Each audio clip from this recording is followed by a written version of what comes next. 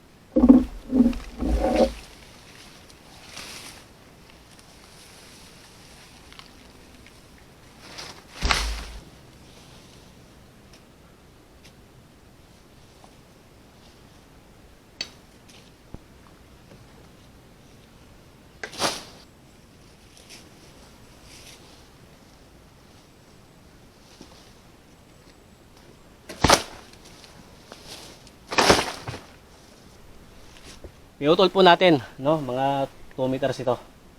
Tansya ko. Yan.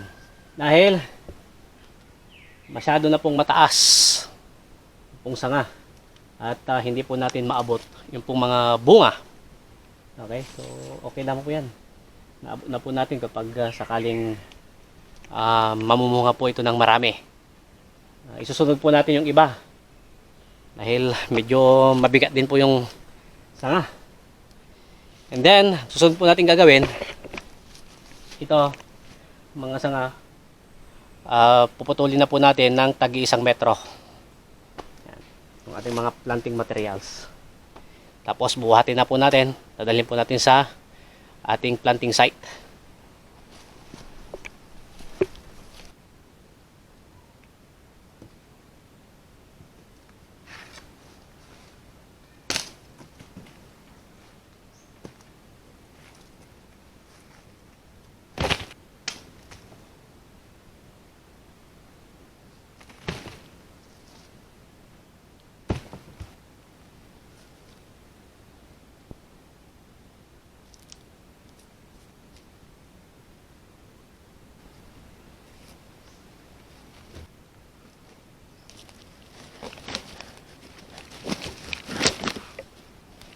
Okay. Turuan ko kayo kung paano magbuhol itong baging. Hindi po basta-basta. Yan. Simple lamang po. Yan o. Ikutin mo lang yan. Yan. And then, ito. Ikutin mo siya doon para mag-lock. Yan. Oh, nag-lock na siya.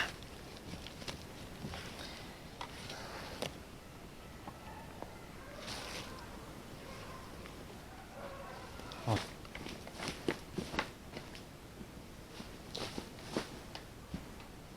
Nahakot na po natin lahat ang ating planting materials. And then doon po natin tatanim banda. Medyo lilim po siya. Kasi mas gusto po ako ng kamyas yung medyo nasa ilalim po ng mga puno o malilim. Yan. Ang susunod po natin na gawin, yung ating mga planting materials, yan, papatilusin lamang po natin to para madali po nating itusok. Okay, kasama po ito. Yan, tatanim din po natin to. May mga bulaklak na siya. Okay, sige.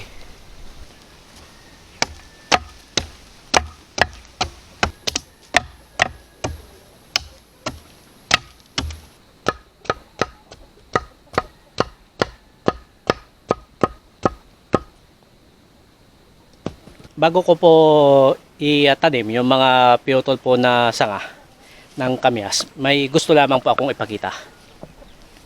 Ito.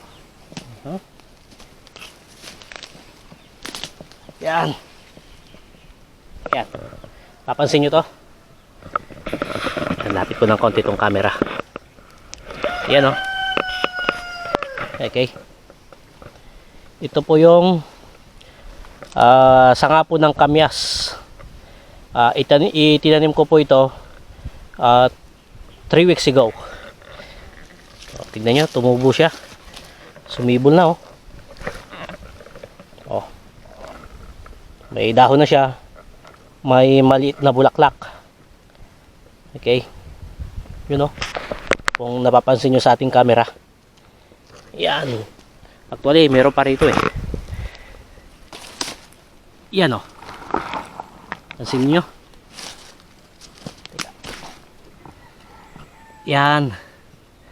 Meron na po siyang bulaklak. Oh, madaling buhayin po ang kamyas. Okay. Pero depende na rin po siguro sa sa uri po ng lupa. Okay, sapagkat dito po sa aking tinaniman, yan napakayaman po sa organic matters o organic materials. Tingnan nyo itong lupa.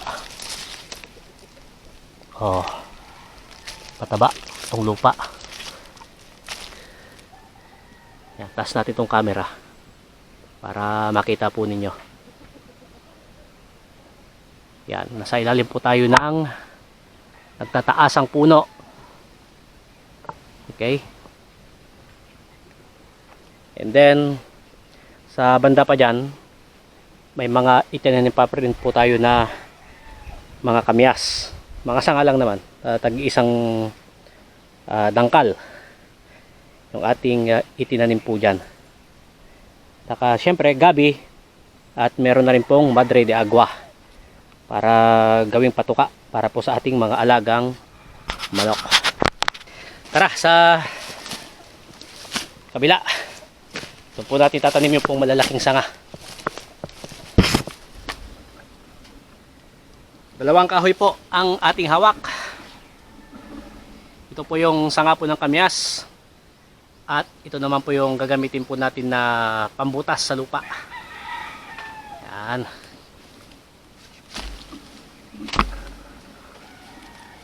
Tinilusan na po natin itong ating sanga. Okay na yan. Matilos na.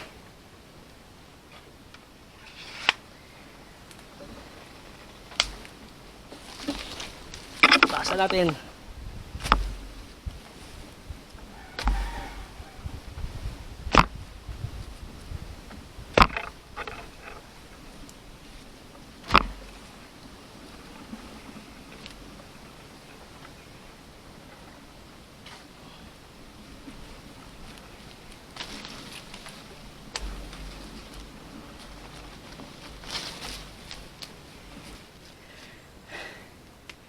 tatanim po natin ito.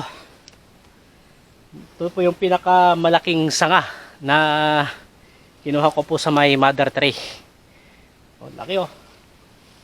Yan. Okay.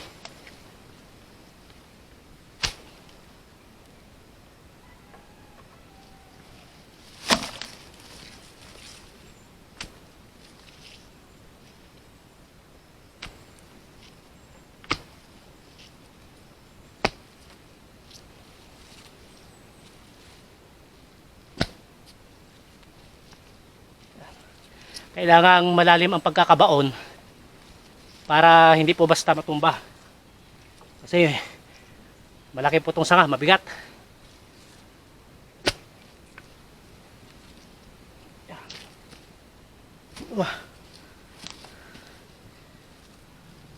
Okay.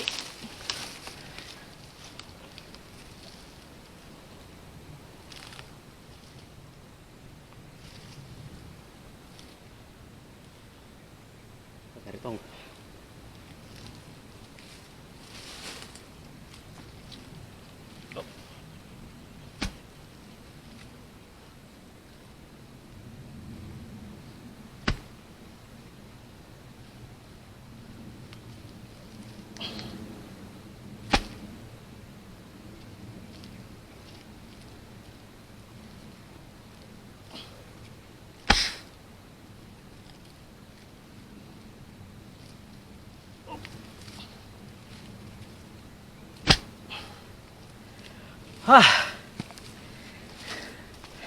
Yan. Sigurado mga ilang buwan aani na po tayo ng bunga. Kasi may mga maliliit na po na bulaklak. Okay. Hanggang dito muna po mga kababayan. Sapagkat yung ibang sanga ay tatanim ko pa po dyan sa may bukid. Maraming salamat po sa panonood. Bye. Dulang Ti Ilocano Channel, your kakwentuhan and food adventure channel.